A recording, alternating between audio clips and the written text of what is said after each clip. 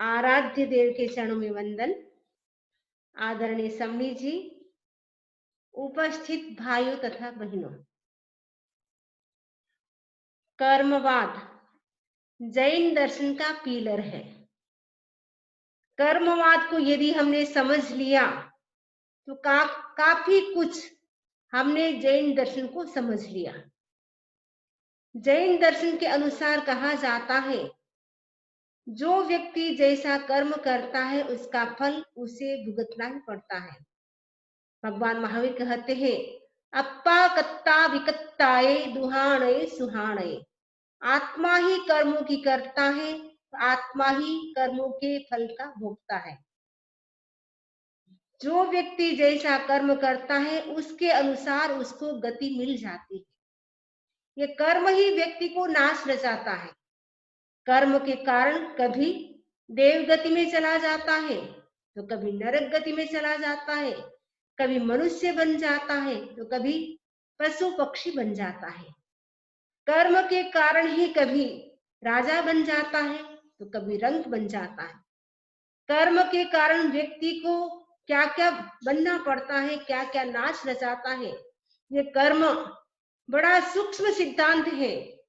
इसको यदि व्यक्ति अच्छी तरह से समझ ले तो काफी वो पाप से बच सकता है।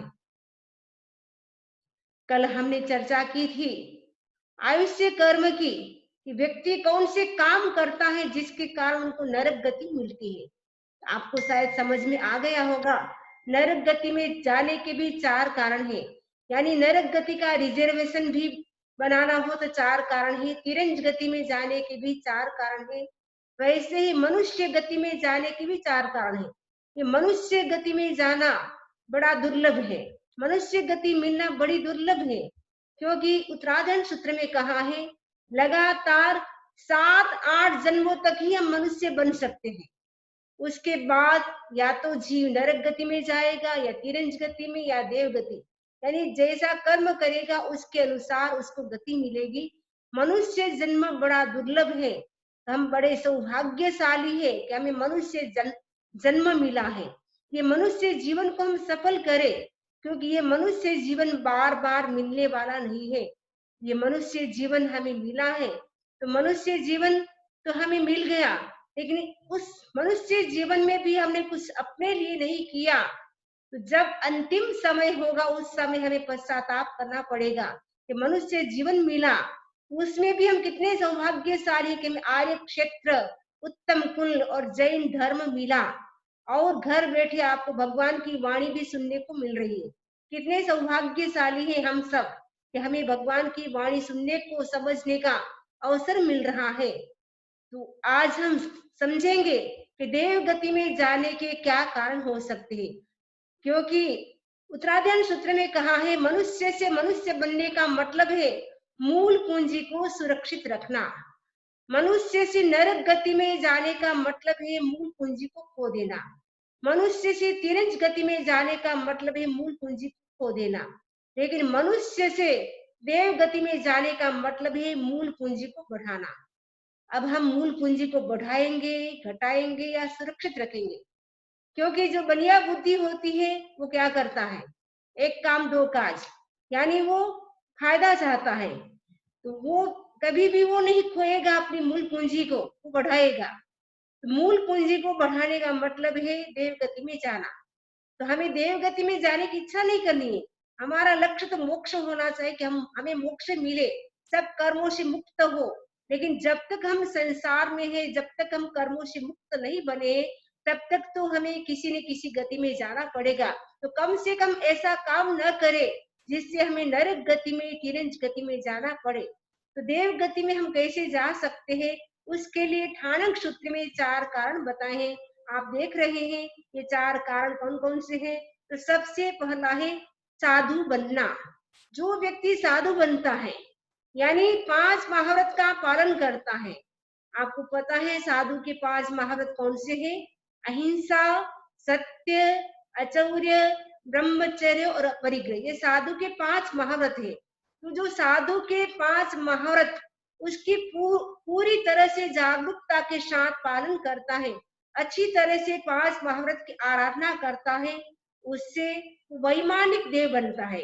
यदि शुद्ध चारित्र का पालन करता है, वैमानिक देव बनता है, फिर वो भवनपति व्यंतर ज्योतिष को नहीं बनेगा, वो वैमानिक देव बनेगा।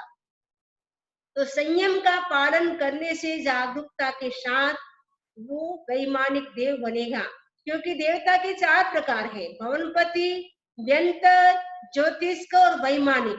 तो जो शुद्ध साधुपन का पालन करता है वो वैमानिक देव बनेगा। दूसरा है श्रावकपन का पालन करना, यानी 12 व्रतों की जो आराधना करता है। श्रावक के लिए 12 व्रत है, साधु के लिए 5 महाव्रत है, लेकिन श्रावक के लिए 12 व्रत है, क्योंकि सभी लोग साधु नहीं बन सकते हैं, सब में साधु बनने की क्षमता भी नहीं होती है, कमजोरी अपनी अपनी होती है। जैसे भगवान महावीर स्वामी के कितने श्रावक थे आपको पता है? ऐसे कहा जाता है भगवान महावीर स्वामी के श्रावक 1,59,000, 1,59,000 यानी 69,000, 1,69,000 श्रावक थे और 3,18,000 श्राविकाएं थी। और प्रमुख श्रावक थे कितने? उपासक दशासूत्र, जिसका नाम आपने सुना होगा। उपासक दशा जो सूत्र है उसमें मुख्य रूप से 10 श्रावकों का वर्णन मिलता है, क्योंकि वो आदर्श श्रावक थे इसीलिए उनका नाम मिलता है। सभी श्रावकों का वर्णन नहीं मिलता है, श्रावक सभी थे, लेकिन मुख्य रूप से क्योंकि ये धनाढ्य होते हुए भी सब कुछ छोड़ करके, यानी व्यक्तिगत इतना संयम करते हैं। आनंद श्रावक जो प्रथम श्रावक आनंद श्रावक थे, उनके पास कितनी रिद्धि सिद्धि थी आप सुनेंगे आपको आश्चर्य होगा। 40,000 सोनैया ब्याज में रखते थे, 40,000 सोनैया बिजनेस में रखते थे, 40,000 सोनैया कोष में रखते थे, 40,000 गायें थी, लेकिन व्यक्तिगत संयम कितना था? 2 जोड़ी ड्रेस से ज्यादा नहीं पहनूंगा। हम लोग क्या करते हैं? बाजार जाते हैं, मार्केट जाते हैं, कोई नई ड्रेस की, नई फैशन की ड्रेस आती है तो लेने का मन हो जाता है। घर में आपके पास 50 ड्रेस है, 100 ड्रेस है, फिर भी बाहर जाएंगे तो 1-2 ड्रेस लेकर के आ जाएंगे, लेकिन उनका संयम कितना था? 2 ड्रेस से ज्यादा नहीं पहनना और 2 टॉवेल से ज्यादा यूज नहीं करना, 2 सब्जी से ज्यादा नहीं खाना, 1 कुंडल, उस समय भाई लोग भी कान में कुंडल पहनते थे, सोने के कुंडल। तो आनंद श्रावक ने भी छूट रखी थी, मैं 1 कुंडल से ज्यादा नहीं पहनूंगा, 1 अंगूठी से ज्यादा नहीं पहनूंगा। व्यक्तिगत कितना संयम था। और अच्छी तरह से 12 व्रतों की आराधना करते हैं। भगवान महावीर स्वामी से कहते हैं मैं साधु तो नहीं बन सकता हूँ बनते, लेकिन मुझे 12 व्रत स्वीकार कराए। भगवान महावीर कहते जहाँ सुहम देवालु पिया, जैसे आपको सुख उपजे वैसे करो, लेकिन अच्छे काम में, धर्म के काम में विलंब मत करो। आनंद श्रावक 12 व्रत स्वीकार कर लेते हैं, अच्छी तरह से आराधना करते हैं और अंतिम समय में भी वो संधारा करते हैं, क्योंकि श्रावक के 3 मनोरथ हैं। पहला मनोरथ है कि कब मैं दीक्षा ग्रहण करूंगी, यानी अल्प मूल्य एवं बहुमूल्य परिग्रह का त्याग करूंगी, पहला। दूसरा है कब मैं संयम जीवन स्वीकार करूंगी। तीसरा है कि कब मैं अनशन स्वीकार करूंगी, अंतिम समय में संधारा ग्रहण करूंगा। ये श्रावक के 3 मनोरथ हैं। सभी श्रावक श्राविकाओं को उठते ही ये चिंतन करना चाहिए कि वह दिन धन्य होगा जिस दिन में अल्प मूल्य या बहुमूल्य परिग्रह का त्याग करूंगा। वह दिन धन्य होगा जिस दिन में साधु जीवन स्वीकार करूंगा। वह दिन धन्य होगा जिस दिन में समाधि पूर्वक संधारा के साथ इस शरीर का त्याग करूंगा। यह श्रावक के लिए 3 मनोरथ हमेशा चिंतन करने योग्य है। तो श्रावक जो होता है मृत्यु के बाद वो वैमानिक गति में जाता है, 12 व्रतों की अखंड आराधना करता है, यानी अच्छी तरह से उसका पालन करता है। आनंद श्रावक आदि जो 10 श्रावक थे, उपासक दशा सूत्र में जो वर्णन मिलता है, 10 श्रावक स्वर्ग में गए और स्वर्ग में जाने के बाद अभी आराम से उनका जीवन बीत रहा है, लेकिन स्वर्ग के बाद जब उनका जीवन वहां से पूर्ण हो जाएगा, उसके बाद वो महाविद्य क्षेत्र में जाएंगे। महाविद्य क्षेत्र से वो सिद्ध बुद्ध और मुक्त होंगे। इससे आपको पता चला कि साधु जीवन स्वीकार करते वो भी देवगति में जाते हैं, तो श्रावक व्रतों का आप अच्छी तरह से पालन करेंगे तो नरक गति, तिरंज गति बच जाएगी, उससे आप बच जाएंगे और स्वर्ग में जाने का अवसर मिलेगा। लेकिन स्वर्ग में जाने की इच्छा नहीं रखनी है, लेकिन अच्छी तरह से श्रावक व्रत का पालन करेंगे, उनकी गति देव गति ही होती है। तीसरा कारण है देव गति में जाने का बाल तपस्या, यानी अज्ञानी का तप, मिथ्यात्व की तपस्या। जो मिथ्यात्व की जो तपस्या होती है वो तपस्या बहुत करते हैं, लेकिन उनका उद्देश्य सही नहीं होता है, जिसके कारण वो देव बन जाते हैं। जैसे आप देख रहे हैं कि कैसे पंचांग तप करके तपस्या कर रहा है, तो तपस्या से निर्जरा होती है। भगवती सूत्र में उल्लेख मिलता है ताम्ली तापस का। जो ताम्ली तापस था वो एकदम संपन्न था, सब कुछ घर में सुख सुविधा थी, फैसिलिटी थी। एक दिन रात्रि के समय उनके मन में आता है, पूर्व जन्म में लगता है मैंने अच्छी कोई साधना की थी, इसलिए वर्तमान जीवन में मुझे सब फैसिलिटी है, सब सुख सुविधा है, घर संपन्न है, बच्चे अनुकूल है, पत्नी अनुकूल है, सब कुछ है। लेकिन अगले जन्म में मेरा क्या होगा? अगर इस जन्म में मैंने कुछ नहीं किया तो मेरा अगला जन्म क्या होगा? मेरे को फैसिलिटी नहीं मिलेगी, मुझे सुख सुविधा के साधन नहीं मिलेंगे, क्या होगा? ऐसा चिंतन करके वो सारा भार अपने घर का अपने पुत्र को सौंप देते हैं, तापस दीक्षा स्वीकार कर लेते हैं। तापस दीक्षा स्वीकार करने के बाद दो दिन का उपवास, और उपवास में भी पारने के दिन भी वो आंबिल करते थे। आंबिल में भी वो पकाए हुए चावल खाते थे, उसको भी वो 21 बार धो करके खाते थे। इतनी तपस्या की, कहा जाता है 60,000 आंबिल हो जाते उनके, 60,000 आंबिल। भगवती सूत्र में भगवान महावीर कहते हैं उनके पास यदि सम्यक तो होता तो शायद 7 जीव मोक्ष चले जाते, लेकिन उनके पास सम्यक तो नहीं था, मिथ्यात्व था, जिसके कारण वो मृत्यु के बाद देव बनते हैं और वो दूसरे देवलोक के इंद्र बन जाते हैं। तो तपस्या करने से भी देव गति के आयुष्य का बंध होता है। और चौथा है अकाम निर्जरा। अकाम निर्जरा का मतलब होता है कि बिना इच्छा, बिना उद्देश्य तपस्या करना। आत्म लक्ष्य का कोई उद्देश्य नहीं कि मेरी कर्मों की निर्जरा हो, मेरी आत्मा की शुद्धि हो। बिना उद्देश्य से वो भूख को सहन करते हैं, गर्मी को सहन करते हैं, सर्दी को सहन करते हैं। उससे क्या होती है? कर्मों की निर्जरा होती है। आप देख रहे हैं जो वृक्ष है कैसे जल रहा है, आग लग गई है तो बेचारा कितनी अग्नि का उनको कष्ट हो रहा है जलने का, तो उससे क्या होती है? कर्मों की निर्जरा होती है। कभी कभी जो भिखारी होते हैं बारिश के कारण 2-2 दिन तक भूखे रहते हैं, उनको टाइम पर खाना नहीं मिलता है, कभी सर्दी का कष्ट, कभी गर्मी का कष्ट, तो वो कष्ट सहन करते हैं, लेकिन उनका उद्देश्य नहीं है इससे मेरी कर्मों की निर्जरा होती। बिना उद्देश्य वो सहन करते हैं, जिसके कारण भी देव गति का आयुष्य का बंद हो जाता है। ये देव गति में जाने के 4 कारण है। तो अगर रिजर्वेशन कराना हो तो श्रावक व्रत के 12 व्रत हैं, वो सर्वश्रेष्ठ हैं। तो श्रावक व्रत के 12 व्रतों की आप आराधना करेंगे तो निश्चित रूप से देव गति का रिजर्वेशन हो सकता है। आज से ही आप डिसाइड कर ले कि हमें कहाँ जाना है, क्योंकि इस पंचम काल में मोक्ष तो नहीं मिल सकता है, लेकिन देव गति में तो जा सकते हैं। तो आयुष्य कर्म जो हम 2 दिन से चर्चा कर रहे हैं, तो आयुष्य कर्म की चर्चा पूर्ण होती है। उसके बाद है नाम कर्म। तो नाम कर्म है, तो नाम कर्म कैसे मिलता है? तो नाम कर्म का कारण क्या है? शरीर। तो नाम कर्म के प्रभाव से हमें शरीर मिलता है। तो शरीर का जो भी स्ट्रक्चर है वो किससे मिलता है? नाम कर्म से मिलता है। हम देखते हैं किसी की बॉडी अच्छी है, किसी की बुरी है, यानी कोई व्यक्ति बहुत सुंदर है, कोई व्यक्ति बहुत ही सांवला है, काला है, कोई व्यक्ति बहुत ही अच्छा लगता है और कोई व्यक्ति अच्छा नहीं लगता है। कुछ व्यक्ति ऐसे होते हैं थोड़ा सा काम करते उनका यश होता है, कुछ व्यक्ति ऐसे होते हैं कितना ही काम कर ले उनको यश नहीं मिलता है। इसका मतलब ये सारा सब कुछ है वो नाम कर्म करवाता है। यानी आपने जिस रूप में कर्म बंधन किए उसके अनुसार आपका शरीर का स्ट्रक्चर बन जाता है। कभी कभी होते हैं, देखते हैं सौभाग्य नाम कर्म का उदय होता है, चारों ओर से सौभाग्य ही सौभाग्य होता है। जब दुर्भाग्य नाम कर्म का उदय होता है, चारों ओर से दुर्भाग्य ही दुर्भाग्य होता है। और आधे नाम कर्म का उदय होता है, तब आपका वचन सब लोग मानेंगे।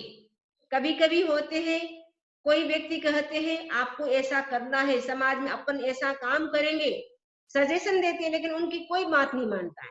दूसरा व्यक्ति आकर के एक बार कहेगा हाँ हाँ आप कहेंगे, आपने कहा तब हम काम करेंगे। तो व्यक्ति क्या करता है, आधे नाम कर्म का उदय होता है तो सब उनकी बात मान लेते हैं। घर में भी देखते हैं, कभी कभी माँ पिताजी कहते हैं, बच्चे उनकी बात मान लेते हैं। कोई कोई ऐसे घर होते हैं, उनकी बच्चे कोई बात नहीं मानते, उनकी बहू ये बात नहीं मानती है। उसका कारण क्या है कि उनके अनादि नाम कर्म का उदय है। जब संगनन अच्छा मिलता है, कभी कभी होते हैं किसी व्यक्ति की हड्डियां इतनी मजबूत होती है, कितनी बार गिर जाए लेकिन कोई चोट नहीं आती है। कभी कभी किसी किसी की हड्डी इतनी कमजोर होती है, थोड़े से गिरते हैं फिसलते उतने में हड्डी क्रैक हो जाती है, पक्का पट्टा बन जाता है। इसका मतलब है उसका संस्थान जो संगनन था वो अच्छा नहीं है, मजबूत नहीं है। तो नाम कर्म के उदय से संगनन भी मिलता है, संस्थान भी मिलता है, आकृति यानी चेहरे भी हम देखते हैं। इतने सारे आप लोग बैठे हैं, सबके चेहरे एक जैसे नहीं है, किसी के गोल है, किसी के लंबे हैं, किसी के काले हैं, किसी का कान लंबा है, किसी का कान छोटा है, किसी का नाक है वो तीखा है, किसी का चपटा है, नाक भी बराबर नहीं है। सब मनुष्य, लेकिन सबके चेहरे एक जैसे नहीं, सबके हाथ एक जैसे नहीं, सबकी अंगुलियां एक जैसी नहीं। ये आकृति प्रकृति शरीर का जो भी स्ट्रक्चर है वो किसके आधार पे मिलता है, नाम कर्म के आधार पर मिलता है।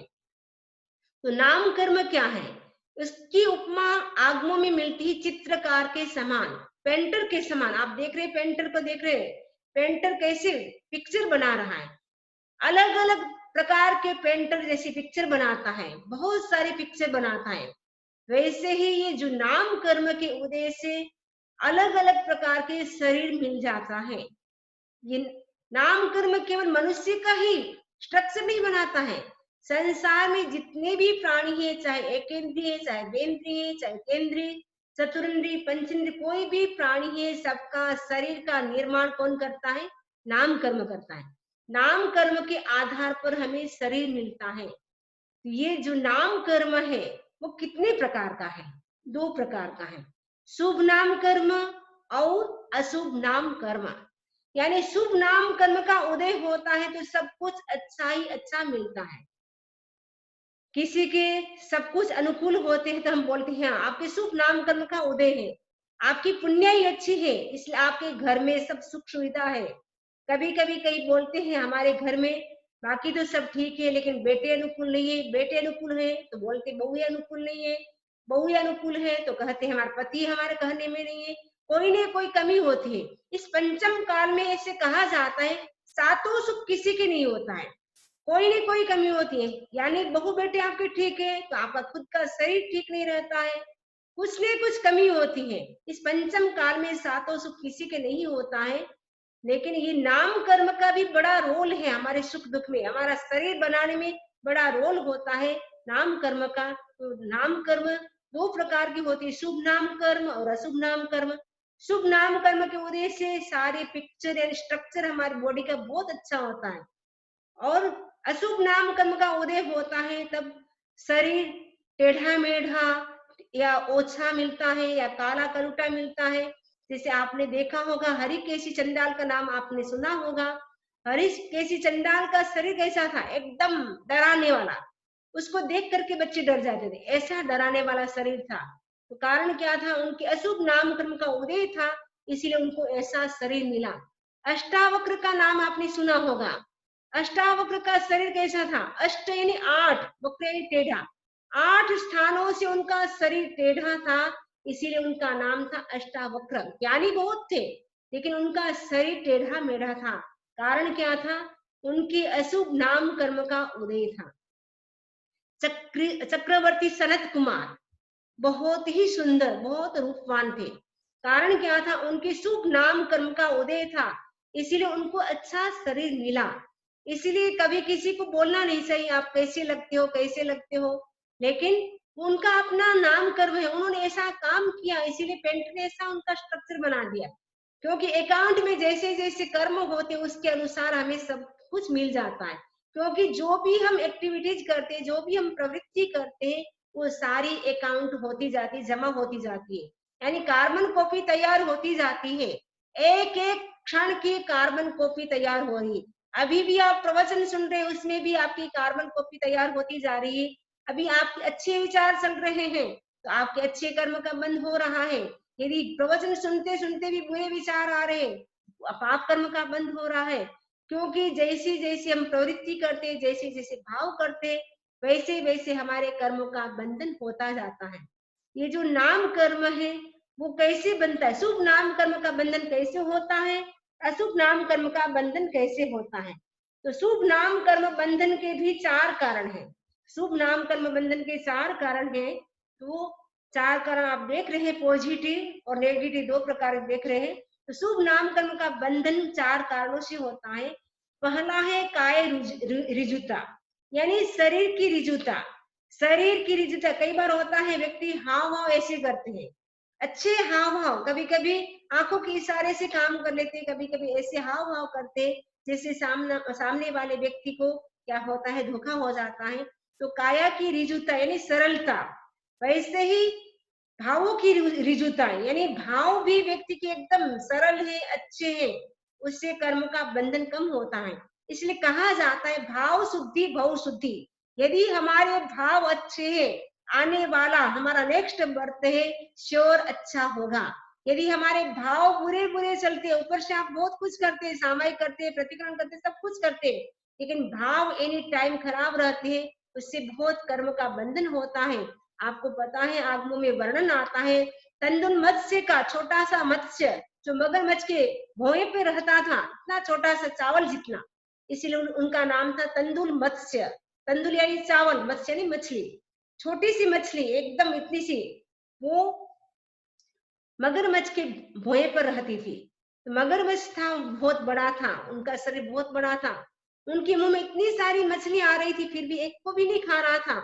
उस समय तंदुल मत्स्य क्या चिंतन करता है, ये कितना भोला है, इसके स्थान पर अगर मैं होता तो सारे मछली को, जितने भी मछली सबको कटाकट खा जाता। खाता कुछ नहीं, इतना सा मछली था छोटा सा, वो क्या खा सकता था, कुछ भी नहीं कर सकता था। लेकिन मन से ही, मन से उसने 7वीं नारकी का बंधन कर लिया, यानी मरने के बाद वो छोटा सा मत्स्य कहाँ जाता है, 7वीं नारकी में जाता है। कारण क्या है, उन्होंने भाव से ही, भावों से ही कर्म का बंधन कर लिया। भावों से व्यक्ति केवल ज्ञान को भी प्राप्त कर सकता है, भावों से व्यक्ति नरक में भी जा सकता है। इसलिए कहते हैं भावे भावन भाविये, भावे दीजे दान, भावे धर्म आराधिए, भावे केवल ज्ञान। भावों भावों से व्यक्ति मोक्ष भी जा सकता है, भावों भावों से नरक गति में जा सकता है। प्रसन्न चंद्र राजर्षि का उदाहरण आपको याद होगा। प्रसन्न चंद्र राजर्षि ध्यान कर रहे थे, वो ध्यान में खड़े हुए थे, रास्ते में कोई व्यक्ति जा रहा था, उन्होंने देखा ये कैसा राजा है, अभी उनका राजकुमार कितना छोटा है, उनके कंधों पर राज्य का भार सौंप करके दीक्षा ले ली। अब बेचारा छोटा सा राजकुमार कैसे राजपाट को संभालेगा, और उनके ऊपर शत्रु भी आक्रमण कर रहे हैं युद्ध करने के लिए, ये छोटा सा राजकुमार कैसे संभालेगा। ये शब्द राजा के कानों में जाता है। राजा क्या करता है, मन ही मन युद्ध शुरू कर दिया है मुनि, लेकिन मन ही मन युद्ध शुरू कर देते हैं। इधर से श्रेणिक राजा जाते हैं, श्रेणिक राजा ने प्रश्न पूछा, अभी अभी मैं आ रहा था, रास्ते में मुनिराज को देखा, एकदम ध्यान में मग्न थे, अभी उनकी मृत्यु हो तो मरने के बाद उनकी गति क्या होगी। भगवान महावीर के पास केवल ज्ञान था, दूरबीन था, केवल ज्ञान से उन्होंने कहा अभी उनकी मृत्यु हो तो पहली नारकी में, थोड़ी देर के बाद कहा कि अभी हो तो, कि दूसरी नारकी में, ऐसे करते 7वीं नारकी में अभी हो, पहले देवलोक, दूसरे देवलोक, 26वें देवलोक, ऐसे करते करते केवल ज्ञान की प्राप्ति होगी। क्योंकि जब लास्ट में लगा उनको पश्चाताप हुआ, ये क्या, क्योंकि सारे शस्त्र मन से युद्ध कर रहे थे, समाप्त हो गए। अब सोचा मुकुट है उसको मैं उतारता हूँ, जैसे सिर के ऊपर हाथ जाता देखा, मैं तो राजा नहीं हूँ, मैं तो मुनि हूँ। एकदम भावधारा बदलती है, उसी समय भावधारा बदलने से एकदम प्योर हो जाती भावना, क्योंकि अभी तक आयुष्य का बंध नहीं हुआ था। क्योंकि आयुष्य का बंध हो जाता तो उनको अगले जन्म में नरक गति में या जो भी उनके भाव थे उसी के अनुसार उनको गति मिल जाती। लेकिन आयुष्य का बंधन जीवन में एक बार होता है, बार-बार नहीं होता है। तो आयुष्य का बंध नहीं हुआ था, इसीलिए उनको भावों भावों से ऐसे भावों की श्रेणी बढ़ती है, शुक्ल ध्यान में चले जाते हैं और उसी समय केवल ज्ञान की प्राप्ति हो जाती है। भावों से कैसे हो जाता है? केवल ज्ञान की प्राप्ति भी हो जाती है और भावों से देखा नरक गति में भी जीव चला जाता है। तो भावों की ऋजुता रखे, जैसा भाव है अंदर वैसा ही बाहर रखे। भाषा की ऋजुता रखे, यानी भाषा में भी ऐसा टोंट न कसे किसी को, कभी-कभी टोंट कसते हैं, अंदर से कुछ होता है, ऊपर-ऊपर से ऐसे बोलते हैं, तो सामने वाले व्यक्ति को बहुत ही दिल को ठेस पहुँचती है, जिससे कर्म का बंधन भी होता है। और लास्ट है कथनी करने की समानता, यानी जैसा हम कहे वैसा ही हम बोले। आज का व्यक्ति कहता कुछ है, करता कुछ है, दिखाता है सीमेंट और लगाता है चूना, कहता है मैं लंदन जाता हूँ, निकलता है वो बेल्जियम। व्यक्ति की कथनी करनी समानता नहीं है। जब तक हमें हमारी कथनी करनी समान नहीं होगी, तब तक हमें हमारा शुभ नाम कर्म का बंधन कैसे होगा? शुभ नाम कर्म का बंधन करने के लिए 4 बातों को जानना बहुत जरूरी है। कभी-कभी बोलते हमारे साथ ऐसे कैसे हुआ? हमारा शरीर ऐसे क्यों हुआ? कभी-कभी बच्चे बोलते हैं, क्योंकि माँ के 2-4 बच्चे होते हैं, आजकल तो कम होते हैं, तो 2 बच्चे गोरे होते हैं, 2 काले होते हैं, 2 लंबे अच्छे होते हैं, 2 ऐसे होते हैं। तो बच्चे भी माँ को बोलते हैं, माँ हमको ऐसे क्यों बनाया? तो वो उसमें माँ का कोई दोष नहीं है, उसमें अपने कर्मों का दोष है कि हमने ऐसे कोई कर्म किए थे, इसीलिए पेंटर ने हमारा ऐसा चित्र बनाया। ठीक है ना? इसमें हमारा दोष है, कर्मों का दोष है, इसमें माँ-पिताजी का कोई दोष नहीं है। तो हम चिंतन करें, ये 4 कारणों से तो शुभ नाम कर्म का बंधन होता है। नेगेटिव उसके अपोजिट जो भी हम काम करेंगे, उससे हमारा अशुभ नाम कर्म का बंधन होगा।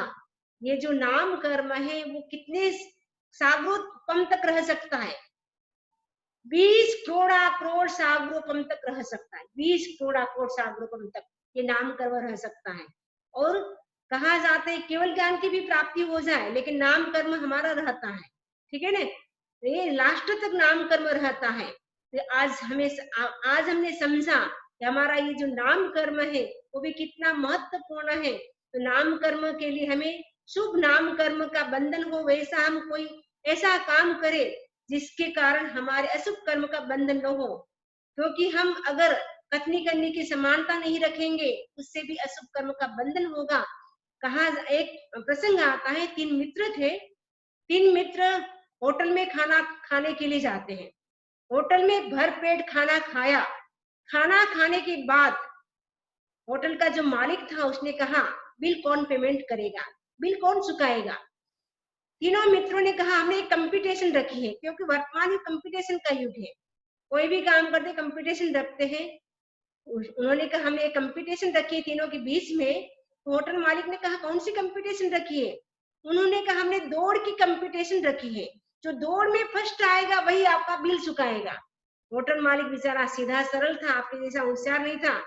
होटल मालिक ने कहा अच्छा आप तीनों दौड़िए, कैसे दौड़ते हैं, मैं देखता हूँ जो फर्स्ट आएगा वो उनसे मैं बिल ले लूंगा। तो तीनों मित्र ऐसे दौड़ते वापस लौट करके वो नहीं आते हैं। व्यक्ति की क्या है, कथनी करनी समान नहीं होती है। जब व्यक्ति कहता कुछ है करता कुछ है, जब व्यक्ति का व्यवहार ऐसा होता है, कोई विश्वास भी नहीं करता है, उससे हमारे अशुभ कर्म का बंधन भी होता है। आज के दिन हम चिंतन करें, हम अपनी कथनी करनी समान रखेंगे। यानी कहा जाता है रघुकुल रीत सदा चली आई, प्राण जाए पर प्रण नहीं जाए। रघुकुल में ये रिवाज था, जो मुंह से निकल गया वह करना ही होता था।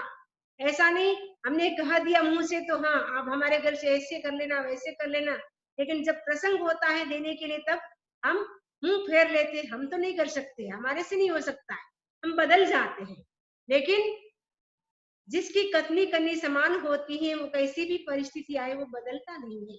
आज के दिन हमें चिंतन करना है कि हमारा अशुभ कर्म का बंधन हो, हम ऐसा कोई काम न करें, ऐसे भाव न करें, ऐसे वचन न बोले, ऐसे कोई शरीर की ऐसी चेष्टा न करे जिससे हमारे अशुभ कर्म का बंध हो। अशुभ कर्मों से हम कैसे बचे, उसके लिए हम अपने भाव को अच्छा रखें, अपनी वाणी को अच्छा रखें और अपनी कथनी करनी समान रखें। तभी हमें ये जो मनुष्य जन्म मिला है, हमारा ये मनुष्य जन्म है वो हमारा सफल होगा। इसी आशा के साथ ओम अरहम, ओम अरहम। अब किसी का क्वेश्चन हो तो आप पूछ सकते हैं।